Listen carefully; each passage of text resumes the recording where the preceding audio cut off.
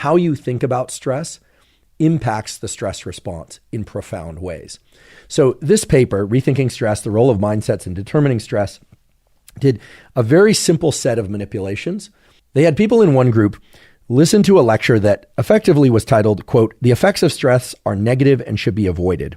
And that lecture included information about how stress diminishes performance and how it can diminish health and vitality, learning and performance, productivity, it increases uncertainty, etc.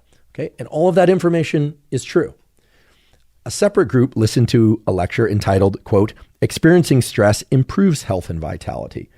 And again, that information is true. Now, I realize that some of you are probably still asking, how can it be that stress diminishes health and performance and stress also enhances health and performance? And the answer lies in two things. One, the level of stress, and therefore the level of hormones that are released in response to that stress, the duration over which the stress response occurs.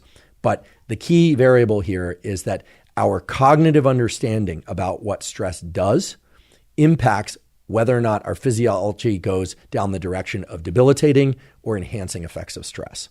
Okay, so we've got a condition here where people are being informed very differently about what stress does. In one case, it's the stress is bad message. In the other case, it's the stress is good message. And there are many different experiments within this paper. But one of the more interesting ones, I believe, is where they looked at work performance, both in terms of performance of what they call soft tasks. So these are somewhat easier tasks as well as hard tasks. And when you look at the group that was given information about how stress diminishes performance in the soft tasks, okay, so the somewhat easy tasks, you don't see much change in their performance as you compare the before the learning about stress is diminishing to after the learning. Whereas the people who learn that stress is enhancing actually experience some improvement in work performance, even though the challenge that they're facing isn't that great. So again, what this means is that learning that stress can enhance performance by providing people true information about how stress can enhance performance, can increase performance even in the context of stuff that's not that hard, not that stressful. Even more interesting is that when you look at performance on tasks that are considered hard and you compare the stress is diminishing group, meaning the group that was taught that stress is diminishing, and compare that to the stress is enhancing group, you see a really divergent response. The people that learn that stress diminishes performance did not improve at all, whereas the people that learn that stress can enhance performance enhance their performance significantly.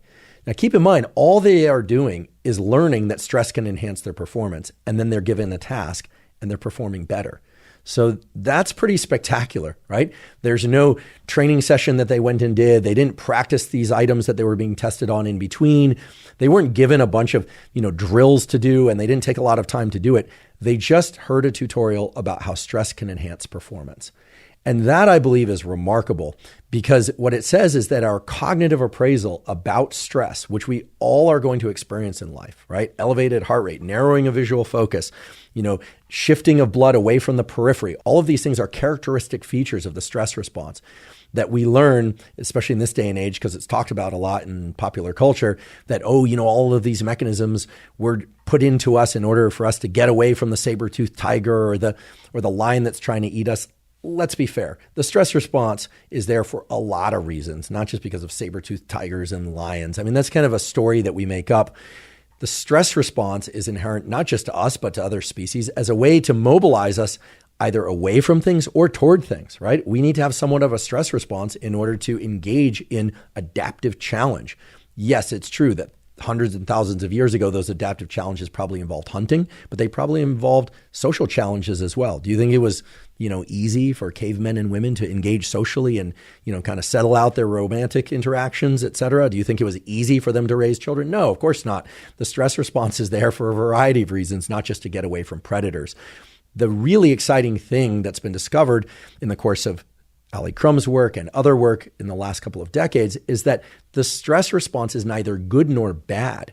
The stress response depends on whether or not you believe the sensations that you're experiencing, elevated heart rate, narrowing of visual focus, et cetera, are serving to enhance your performance or diminish your performance. And this study really points to the fact that just learning that it can enhance performance can enhance performance. Now, I know a number of you are probably saying, wait, but stress doesn't feel good, right? And oftentimes we experience stress under conditions where we're trying to learn or get good at something or listen better or do something, and it actually is diminishing performance. And I think it's important to acknowledge that. This study and studies like it are not saying that stress becomes pleasant as a sensation in the body, nor is it saying that it always leads to improved performance. I don't want you to think that's the take-home message. Sometimes it does, it can, as was demonstrated in this research paper. But oftentimes, as we know, stress diminishes our performance. It takes us away from the landmarks we want to hit. It takes us away from the grades we want to get. It takes us away from, quote unquote, showing up how we want to, right? No one wants to have the blotchy skin and the sweating and the quaking of voice when we're trying to do public speaking and things of that sort.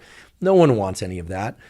What's important to understand is that learning that stress is a way of mobilizing resources in the body does two things. First of all, it allows us to dampen or adjust the stress response in real time. And it allows us to understand that that stress response heightens our level of focus in a way that allows us to pay attention to the things that are going wrong in a way that allows us to make correction to those errors in the future. So if you think back to that study, that ERP study where they measured brain activity and they looked at people who had a fixed mindset versus people who had a growth mindset, and the people who had a growth mindset were paying more cognitive attention to what was happening during errors and after errors. Well, this stress is enhancing mindset is very powerful because what it does is it shifts one's attention away from the kind of somatic experience of, oh my goodness, my heart rate is elevated, I'm sweating, I'm quaking, I sound terrible, I feel terrible, I look terrible, etc., to a mode of allocating more of our thinking toward analyzing why things might be going wrong. And something else powerful happens when we embrace a stress is enhancing mindset as well. When we embrace a stress is enhancing mindset, it turns out that some of the very physiological processes that we call, quote unquote, stress shift in important ways. Some of those include the duration over which the stress hormone cortisol is released. And in fact, I don't even really want to call it a stress hormone because cortisol does so many other things as well. And it's not bad. You need cortisol. Believe me, you want cortisol, especially released early in the day and in response to acute stressors. What you don't want is for cortisol to stay elevated for long, long periods of time. And you especially don't want it to interfere with your sleep. Okay, so much so that I think at times I wonder whether or not our philosophy on stress should be that stress is fantastic for us, except when it interferes with our sleep, right? And when stress becomes terrible for us is when it starts to be chronically elevated, and especially when it starts to inhibit our ability to sleep well enough and long enough. Okay, so the point here is that when we embrace a stress is enhancing mindset, we are able to have shorter duration release of cortisol.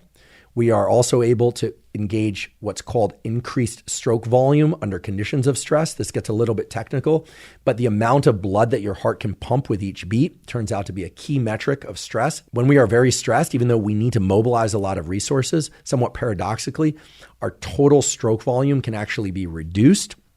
And we tend to shuttle blood and other resources towards the core of our body and towards major limbs and away from things like our brain and our periphery. So one of the key measures of how a stress response, quote unquote, is going is how much peripheral blood flow there is. And when we are more relaxed under conditions of stress, there tends to be more peripheral blood flow. When we are more anxious, more panicked under conditions of stress, peripheral blood flow is lower.